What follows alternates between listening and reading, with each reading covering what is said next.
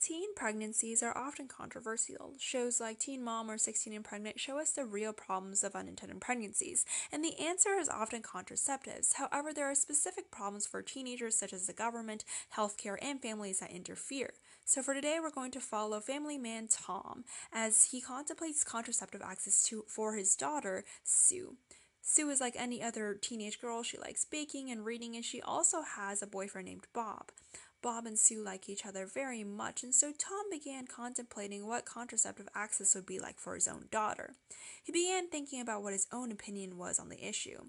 He believed that contraceptive access would increase sexual activity between his daughter and Bob, and that parental consent would be necessary for contraceptive access for his daughter. Yet he wanted to research the issue before having a stance on it. So he began reading this book called Adolescent Pregnancy, and he found out that Title X would allow confidential reproductive health services for his daughter. Also, Title X was banned in both Texas and Utah. So he began researching the medical side of contraceptives instead. Apparently, there were many exceptions in place called emancipated minor or mature minor exceptions that allow the physician to deny contraceptives to a teenager. Also, he discovered there were many forms of contraceptives that made him pretty confused. As he kept reading Adolescent Pregnancy, Tom realized that contraceptives can help a teenager avoid the negative effects of teenage pregnancy. These negative effects include stopping education, physical risk, and behavioral problems.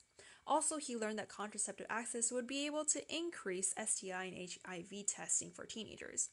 While Tom kept researching, he realized that the government would benefit from contraceptive access. It would decrease reliance on Medicaid, and in fact, a contraceptive initiative in Colorado showed that for every dollar spent on contraceptive access, $5.85 were saved.